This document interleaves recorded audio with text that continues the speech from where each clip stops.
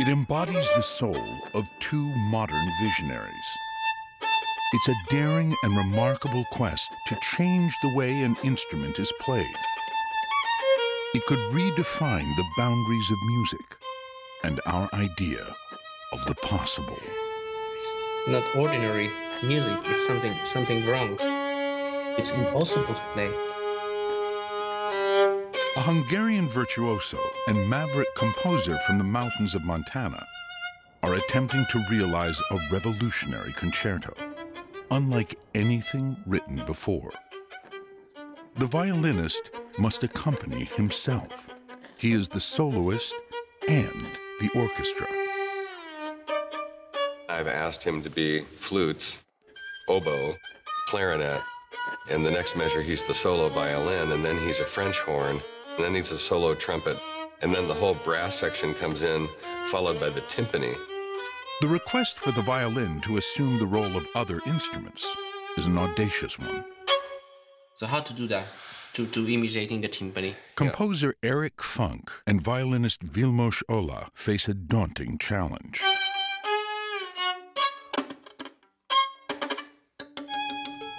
He has to play his violin in a manner that makes it sound like all these instruments in the orchestra.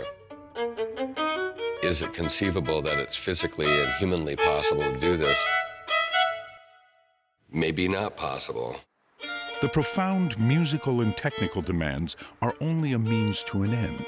Ultimately, Vilmos must reveal an uncompromising, emotional story. It's a reflection of the violinist, the composer, and a legacy of struggle, hope, and perseverance. Could this bold endeavor become a blueprint for the future of music? Our responsibility as composers is to build new things. Two modern pioneers from different worlds sharing the same voice embark on a thrilling journey to reimagine what music can be.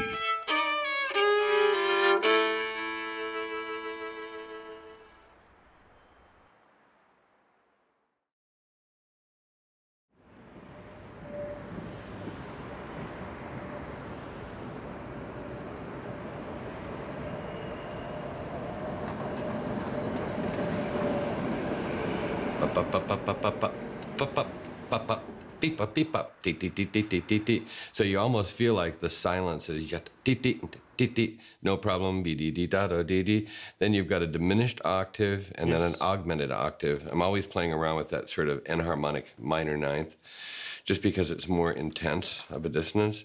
Then is this question if this is even humanly possible. I want you to play a double stop, unison, but what I'd like to get is some kind of glissando going in opposite direction. And what I was thinking, you could slide your fingers toward each other, that it would be natural, but I'm wondering if the muscles work that way.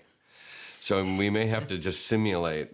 The idea is at the beginning of the piece with the now we're going both directions, doing it here and then again here. I don't know. Yeah. Could we play with it and see if we could come with a solution? I try to find out something. It's not easy.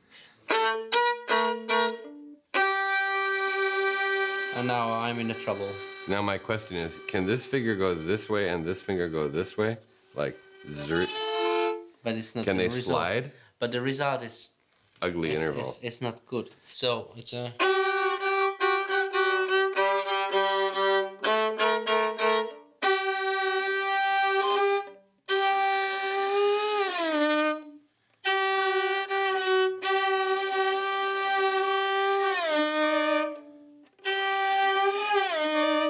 That's closer, because the idea is to increase the tension, not resolve it. Eric Funk, a contemporary classical composer from the vast landscapes of Montana, conceived of the unusual piece, especially for its player, world-renowned Hungarian violinist Vilmos Ola. I call the piece Vili Concerto for the Violin Alone, literally meaning that he's all by himself. Deviating from a traditional concerto, Vilmos must accompany himself as the soloist and the orchestra. I open the envelope, and there was sheets music, and I just looked. Oh my gosh! Look at that! It's not ordinary handwriting. It's not ordinary music. It's something wrong. Possibly it's for two violins, or no. It should played by only by myself alone. So it's composed violin alone. So two staves, two lines. One is violin solo. One is an orchestra part. It's amazing.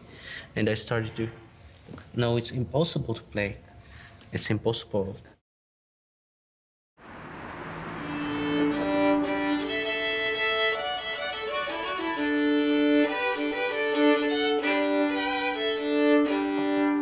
On a crisp March evening in Budapest, Hungary, two modern pioneers will attempt to make their indelible mark on music history at the world premiere of Concerto for the Violin Alone.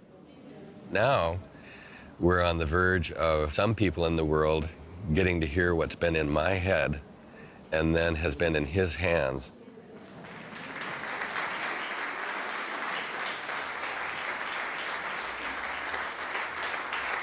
I've kind of given him the plans for a psalm sculpture, and he's like the sculptor, and he's going to build it for the first time.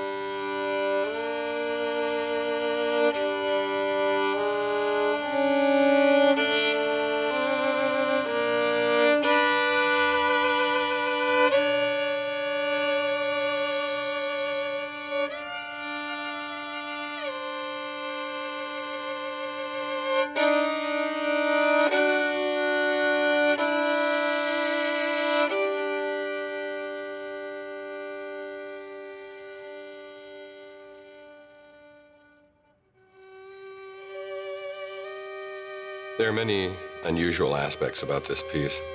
Technically, the demands are extremely difficult. Normally, a violinist would have their own 5 lines of staff to read. In this particular case, since the violinist is the soloist and the orchestra, I need to show the violinist that which he has to play that represents the orchestra sound. So not only does he have to play the notes that are on both staves, but he has to keep the solo part sounding like the solo violin, and he has to keep the orchestra part sounding like the orchestra part.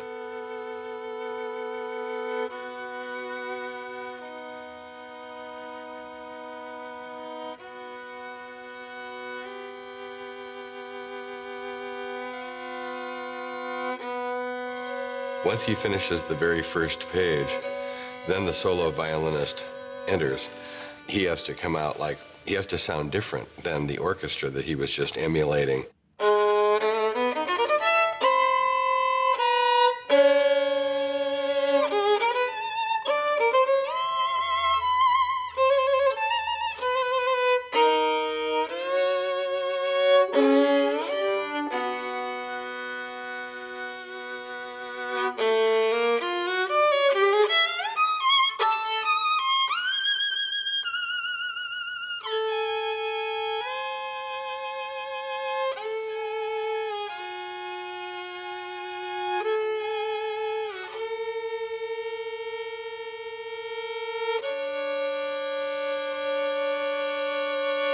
When you get down to this point, suddenly a trumpet fanfare comes in, and so he has to change his bow position so that he's nearer to the bridge, so it sounds like a trumpet. Da, da, da, da.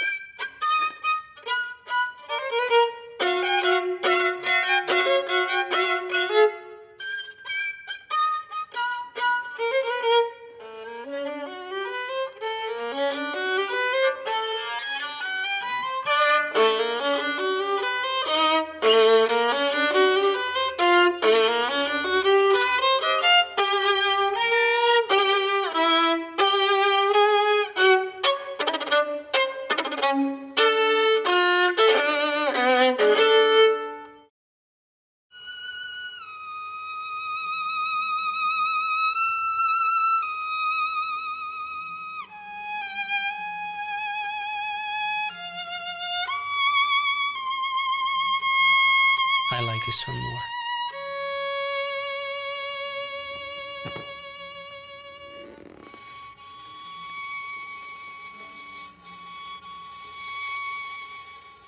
When I went into the other room, his violin case was open, and here was a photograph of his two children. And I realized that whenever he travels and has to go out and tour playing concertos, he's traveling through the world and he has to leave his little daughter and his little son behind. And I had this strong feeling of him sort of missing them missing him.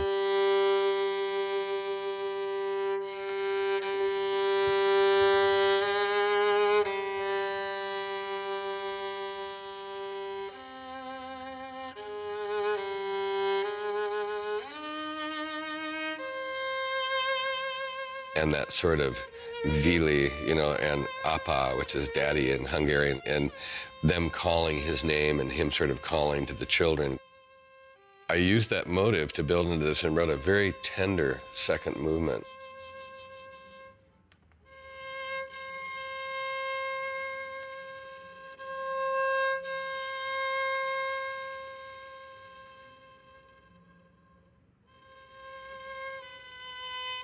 My kid's voice, there is Daniel and Cengiz's voice there, Appa all the time coming back, and just reminds me like from the far distance they are calling me and Appa.